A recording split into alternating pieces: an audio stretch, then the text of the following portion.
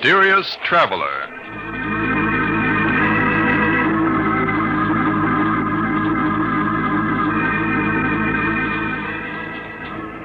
This is the Mysterious Traveler, inviting you to join me on another journey into the realm of the strange and the terrifying. I hope you will enjoy the trip, that it will thrill you a little and chill you a little. So settle back and get a good grip on your nerves, if you can.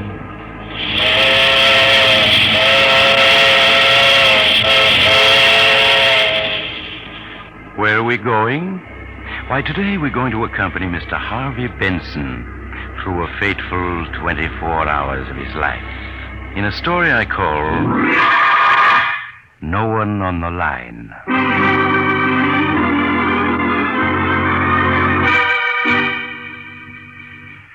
Our visit with Harvey Benson begins on a Wednesday evening in summer. Harvey, a self-made businessman, is smoking a cigar and reading the paper, while his wife, Linda, reads a book. It's really quite a picture of peaceful domesticity. Well, that's that. Nothing much in the paper tonight, dear. It's too bad your poker game tonight fell through, darling. I know how you look forward to Wednesday evening. Oh, well, it doesn't matter. Good book you're reading? Oh, yes. Yes, it's very exciting. It's a new murder mystery everybody's talking about. I would have guessed it was rather dull from the way you've been looking at the same page for 10 minutes now. Oh, was I? I must have been wool gathering. Well, I guess I'll go... Oh, the phone. I'll get it, Linda. No, sit still, Harvey. You're tired. I'll answer. No, I insist, my dear.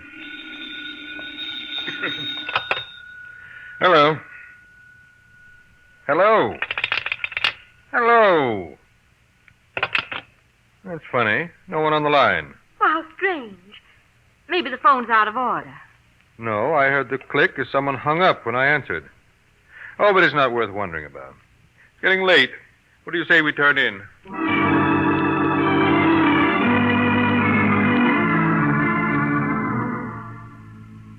And now we join Harvey again at breakfast the following morning. It's getting late, but Harvey lingers over his coffee as if he had the whole day ahead of him. Good coffee, this. Pour me some more, will you, darling? Of course, Harvey. But, shouldn't you be leaving for your office, dear? Oh, there's plenty of time. But it's almost 9:30. You seem very anxious to get me to the office, Linda. You're not trying to get rid of me by any chance. Oh, well, of course not. But you said you had an important appointment this morning, and I yes, just but thought... the fellow will wait. Mighty good coffee, this. Harvey, is there anything wrong? Anything wrong? Yes. You seemed a little odd the last day or two, and this morning. And what's the matter with me this morning? Oh, I don't know that anything is, but you do seem a little strange. Strange? In what way, Linda, my dear? Oh, I'm sorry if I've said anything to annoy you, but... Oh, I'll answer it. Sit still, Linda. I'll answer it. But, Harvey, it's probably... I said I'll answer it. Maybe a call I've been expecting. All right, Harvey. Hello? Hello? Hello? Strange. There's no one on the line. Same thing that happened last night. Well, how peculiar. Oh, but that phone must be out of order. Yes, I suppose so. Yet I could swear I heard someone hang up when I answered. Oh, you must have been mistaken, darling. I suppose so. You better give the company a ring, Linda. Yes, I will, Harvey, right away. Good. And now I do have to be going. See you tonight, darling.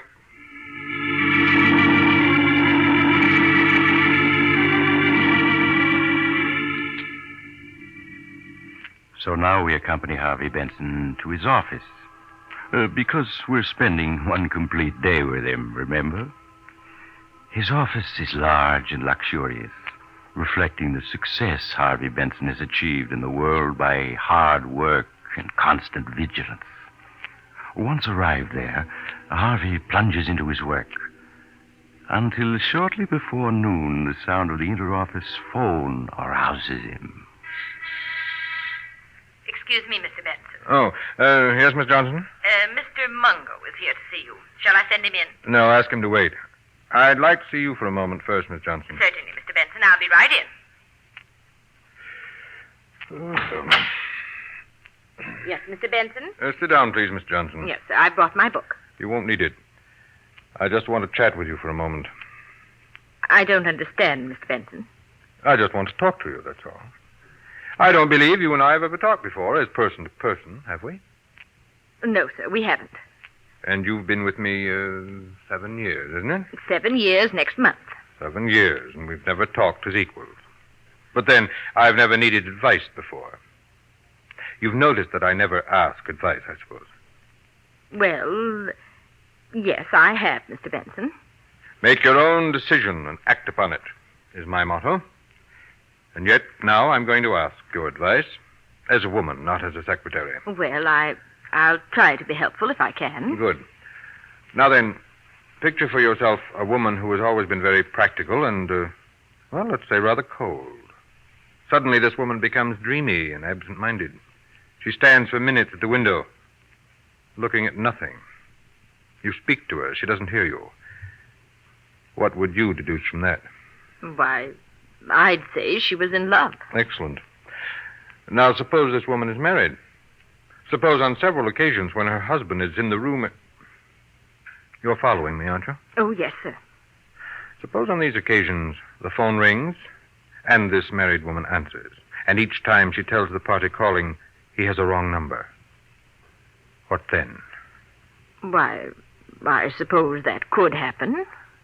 But now, Miss Johnson, suppose on several occasions the husband answers and the party at the other end hangs up without speaking. Why, it sounds like someone trying to call the wife without her husband knowing about it. Exactly. I felt sure I couldn't be wrong. But it's helpful to have your opinion and back me up. Thank you very much, Miss Johnson. Why not at all, Mr. Benson. And now, please send in Mr. Mungo. Yes, sir, right away. Mr. Benson will see you now. Okay, sister. Good morning, Mr. Benson. Come in, Mungo, and close the door. Sure, Mr. Benson. Sit down. Yeah, sure. You have the information for me? Everything's right here in my report. Good, let's have it. I checked thoroughly on the 4 names you suggested. And which one was she meeting? I only witnessed one meeting, Mr. Benson. The other time, she gave me the slip. Then you don't know your business. Well, what she did was go to Duke and Baker's department store, take a dress into one of the fitting rooms, and then leave by another door. I couldn't very well follow her there. You should have managed it somehow. Never mind that. What did you learn? I'll give you the general report first before mentioning names. All right, do so, but don't dawdle about it. Yes, Mr. Benson. As you'll see, I've called the 4 individuals you suggested parties A, B, C, and D. Yes. Now, party B, Mrs. Benson knew before her marriage, but I found no evidence they have ever communicated since. Yes, go on. Parties C and D she also knew before she became Mrs. Benson, and from time to time she's seen both of them since. But those meetings appear to have been accidental. Maybe so. Get on with it. But party A, the architect one, I traced him back to Atlanta. That's his hometown. Yeah? She comes from Atlanta, too. Yes, they went to high school together, were sweet on each other for a year or two. He used to keep her picture in his room. Oh, he did he? Yeah. And since he reached New York 3 months ago, he's phoned her 4 or 5 times, according to the switchboard operator at his apartment house. Yes, of course. I remember how excited she was when they met at the Jennings dance 2 months ago. And 3 days ago, get this, when Mrs. Benson was downtown shopping, she dropped into Rass for lunch, and she ran into him there. No doubt it was a planned meeting. It was very cleverly done. Then they sat for 2 hours talking, and, well, that meeting was no accident. No, of course it wasn't. Donald Arkwright. Yes, I was sure of it. Yes, sir. But if you want me to keep on following No. It's time for more decisive steps. I don't understand. You're not supposed to. But if you knew me better, you'd know that the moment my mind is made up, I act. I see, Mr. Benson. And I propose to act now. So send me your bill and forget the whole affair. Very good, Mr. Benson. I'll forget the whole affair. I'm very good at that. Good day, Mr. Benson. Goodbye.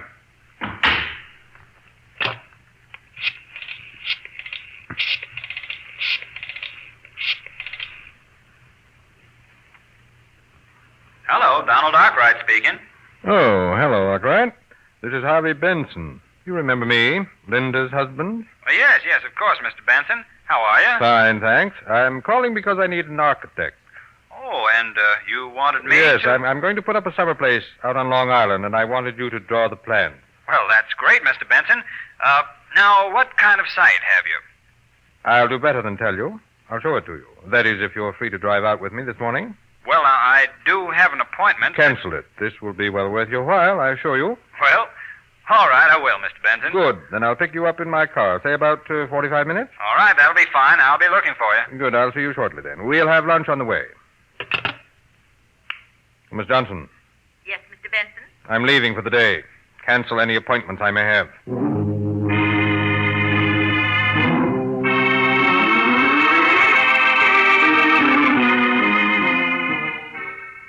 Now Harvey Benson leaves his office, and we follow him to the garage where he keeps his cars. Well, Joe, you have my car ready? I got it right here, Mr. Benson. But look, don't you want to take the new coupe? No, I said I wanted the sedan. Yeah, sure, but since that little accident Mrs. Benson had, the sedan ain't in too good a shape. It'll do for today. Yeah, but what I'm getting at is it ain't safe. I'm not worried. You put in plenty of gas? Yep. 5 gallons, Mr. Benson. But look now, don't take no chances with them brakes. They don't hold worth a cent. I'm aware of that. And that right-hand door, it sticks something terrible. What of it? What do you care? Oh, I just thought I'd Well, tell don't. you.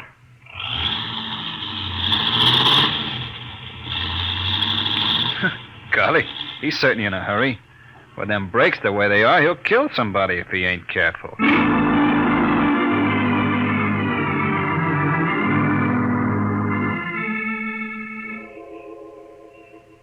At 87th Street, Harvey Benson picks up his passenger, Donald Arkwright. And several hours later, they are far out in a lonely section of Long Island.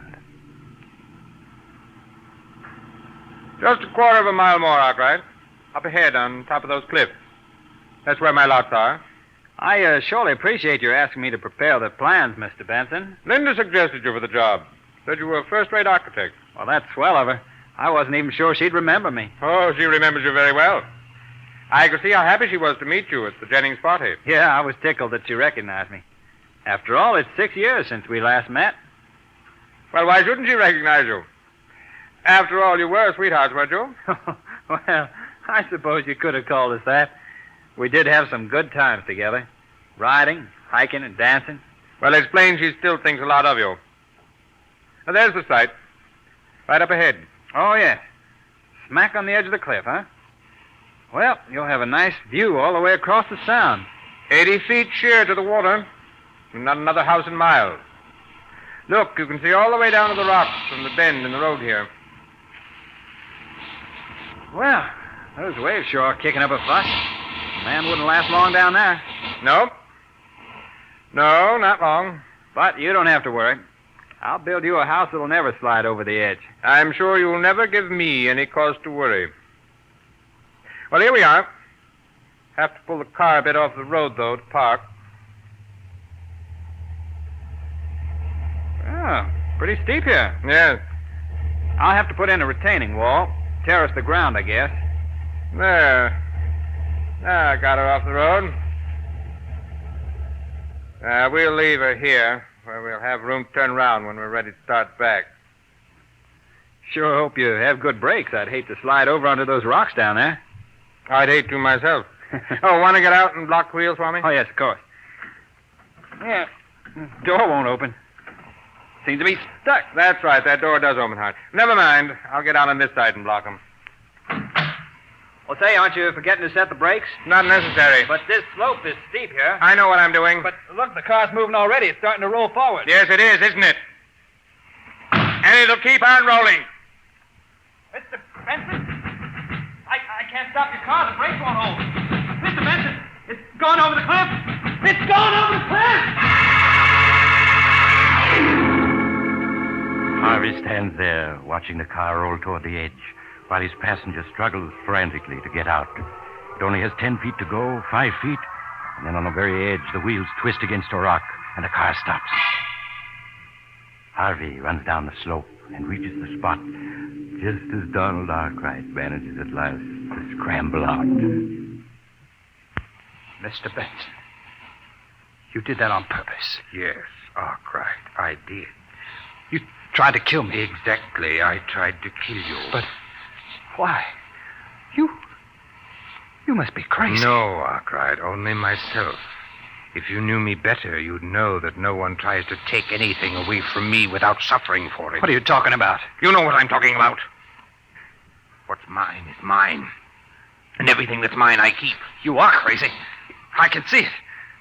Get away from me. Take your hands off of me. No, Arkwright, you haven't a chance. Let me go, I say. You'll do nothing. In this world, a man has to be strong and ruthless to stay on top. And I'm both. No, you're pushing me toward the edge. Let me go. You're going over, do you hear?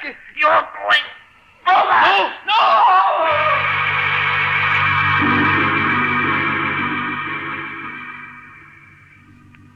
For a moment, Harvey stands, glaring down at the white-capped waters that have received his victim. Then he turns to the car. A quick twist of the steering wheel, a push, and the car is gone. Then Harvey turns away, back to the road. He walks a mile, 2 miles, 3, until he gets a lift from a driver who takes him to the nearest state police barracks, where State Police Sergeant Thomas hears his story. Mr. Benson, you say you got out of the car to block the wheels, and the car started rolling forward? Yes, Sergeant. Arkwright tried to open the door, but it stuck. The car was at the edge by the time he got it open. He jumped, but he was too late. I see. All right, I have the details straight. It was horrible, Sergeant. He was my friend. There was nothing I could do to help. Nothing. Yes, I understand, Mr. Benson. You were quite alone at the time? No witnesses? No, we were miles from the nearest house. Why do you ask? Well, because there's a Boy Scout camp about a mile from there, Mr. Benson. I thought some of the boys might have been within sight. Oh, no. There wasn't anyone in sight. I see. Well, I guess that's all, Mr. Benson. It's just about dark now, so we probably won't recover the body before tomorrow. I'll notify you the minute we do, so you can identify your friend.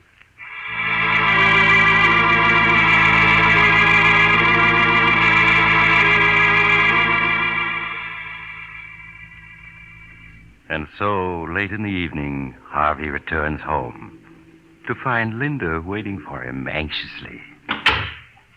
Is that you, Harvey? Yes, my dear, it is. Well, I waited in as long as I could, and then I went ahead and ate. Shall I fix you something now? No, thank you. I've eaten. Let's sit down, Linda. I'd like to talk to you. Why, of course, Harvey. Did you have the phone fixed? The phone? Oh, no, I called the company, but they said there was nothing wrong with it. I see. Well, they were quite right. I discovered that the trouble was from another source. I don't think I understand you, Harvey.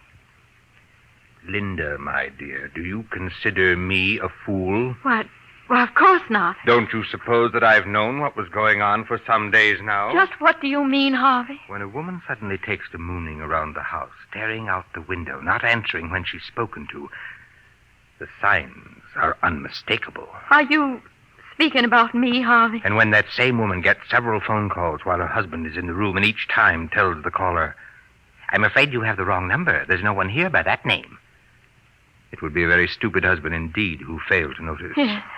Yes, I suppose it But would. the crowning touch was those calls when there was no one on the line. One several days ago, one last night, and now one this morning. But, Harvey, I answer and there's no one on the line. But who's there when you answer? That's what I want to know, Linda.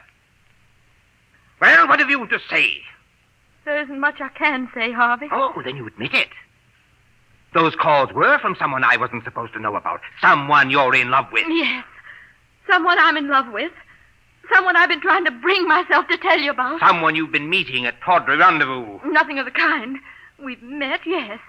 But they've been perfectly innocent meetings, lunch, and a walk in the park. Nothing worse than that. You're a fool to expect me to believe that. Yes, I suppose I am. And yet it's the truth. Well, it doesn't matter. But may I inquire what your plans are? I want a divorce, Harvey. So that you can marry this unknown who telephones you and then hangs up when I answer. Yes. And I'm sorry that ever happened. It was my fault. I suggested it. You see, I was afraid of you, Harvey. Afraid? Of me? Of your loving husband? I was. But I'm not anymore. I only want to be free of you. Free to marry the man I really love. Very interesting, my dear, but slightly impractical. Do you really think I'd let anyone take you away from me? I'm afraid you have no choice. Well, you're wrong. It's you who have no choice. You're penniless, Linda. You have no family, no money, no training. You have only me. What are you trying to say? I'm just leading up to a story I have to tell you, Linda. A very tragic story which occurred only this afternoon.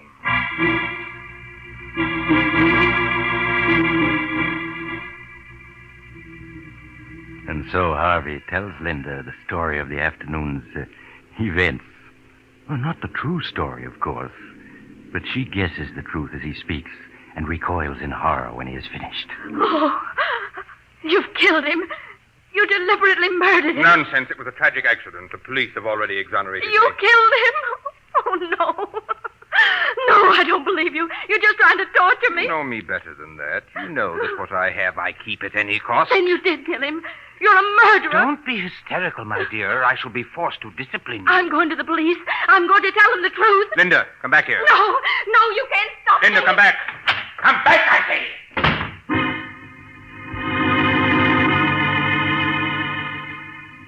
Linda is gone before Harvey can get to the door. Harvey pauses, irresolute. Then he shrugs, turns back, sits down, lights a cigar.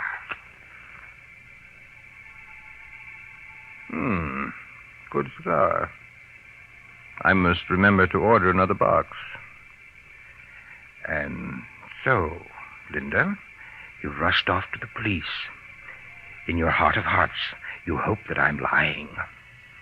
Your first move will be to rush to a telephone. You put a nickel and dial with trembling fingers. You'll hear the phone at the other end ring. And with beating heart, you'll wait, hoping against hope that Donald Arkwright will answer.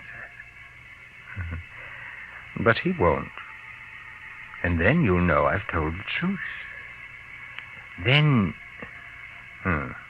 will you come back first, or will you go on to the police? I rather think you'll go to the police, for you are excited just now. And you'll return with a detective or two. I shall have to explain to them, tell them of your hysterical spells. Then you and I will be left alone. And in a day or two, I think we'll leave on a little trip. Yes, up to my hunting lodge, where we can be alone there. And we'll get to know each other well again. Very well. And in the future... Oh, the bell. So you're back already, Linda. I guessed wrong. Just a moment, my dear. I'm coming. Harvey crosses to the door, opens it, and recoils in surprise. Good evening, Mr. Benson. Well, if it isn't Sergeant Thomas. And I see my wife is with you. Yes, we met in the lobby. She came back up with me. I'd like to come in. Why, of course. After you, Mrs. Benson. These other men will wait out here. Thank you, Sergeant. And now do sit down, Linda. And you too, Sergeant. Oh, cigar. No, thanks. We might as well waste no time, Mr. Benson. We've recovered your friend's body. Already? But surely you didn't come here to tell me that. They know you killed him, Harvey. They know. Please, Linda. You must forgive my wife, Sergeant. She's overwrought. I suppose she's been babbling some nonsense or other to you? She told me a story. I don't think it's nonsense. Of course it is. She's hysterical. But there were witnesses, Harvey. There were witnesses. What? That's absurd. There was no one within miles. Except a camp of Boy Scouts. 4 of them with a scoutmaster were lying in the grass half a mile away when you drove up. They were watching for birds with field glasses. You're lying. And with natural curiosity, they turned their glasses on you. They saw your struggle on the cliff. No, you're lying. They went to another police barracks to report, or I'd have been here sooner. Here are copies of the affidavits they signed. Affidavits? Yeah. Look them over. Affidavits. 5 of them. Yes, they seem to be in order. So there were witnesses. I dare say their evidence is unshakable. You haven't a chance, Benson. Well, those men outside are city detectives. Are you going to come quietly? Yes. Why not? What else is there to do? You're caught, Harvey, and I'm glad. Yes, I'm caught. But precious little good that'll do you, Linda, Because he's dead, do you hear? Donald Arkwright is dead. Donald Arkwright. Yes. You wonder how I knew it was he, don't you? Well, I hired a private detective. Oh. And he discovered that Arkwright had been phoning you, that you'd been slipping away to meet him. He managed to follow you to one of those innocent luncheons. Oh, that luncheon. But that meeting was an accident. A very clever accident, but not clever enough to save Arkwright, because he's dead, do you hear? And no matter what happens to me, I've beaten you. You're insane. You always have been with your lust for power, and I never guessed it till now. Fine words.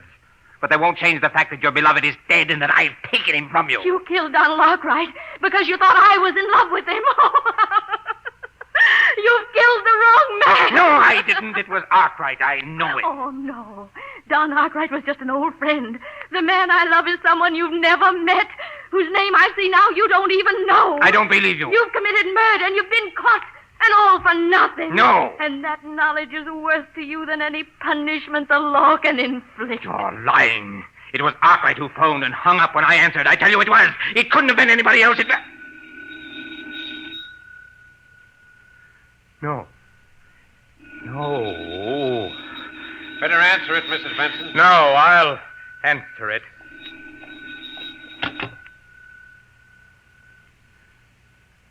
Hello?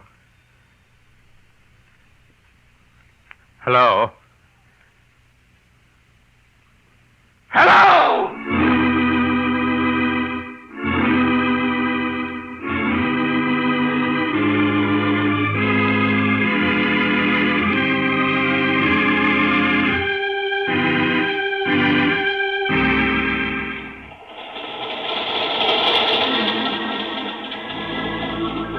This is the mysterious traveler again.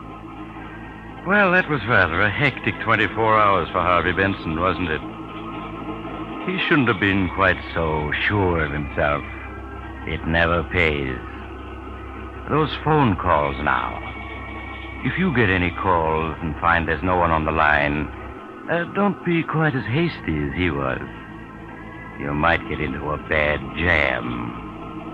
I know someone else who didn't wait to make sure of his facts, and he... Oh, you're getting off here. I'm sorry. But I'm sure we'll meet again. I take this same train every week at this time.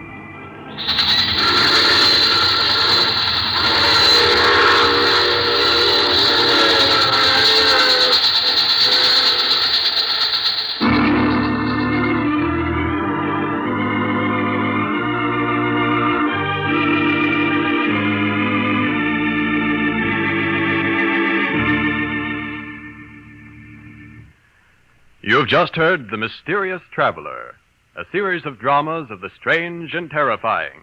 In today's cast were Maurice Tarplin, Ted Osborne, Mary Jane Higby, Jack Manning, and James Van Dyke. Original music was played by Doc Whipple. The Mysterious Traveler is written and directed by Bob Arthur and David Cogan.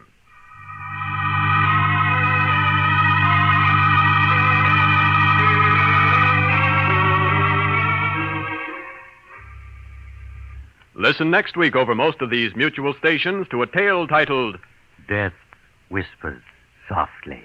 Another Tale of the Mysterious Traveler. The Mysterious Traveler is presented by the Mutual Network from our New York studios. Russ Dunbar speaking. What could have been in the little black box that led intelligence men, Nazi agents, and Mike Waring, the Falcon, on a chase of mystery and intrigue over 2 continents? You'll learn the answer when you hear Death Comes in Boxes, this Tuesday night's mystery on The Adventures of the Falcon. Tune in Tuesday for The Falcon. This is the Mutual Broadcasting System.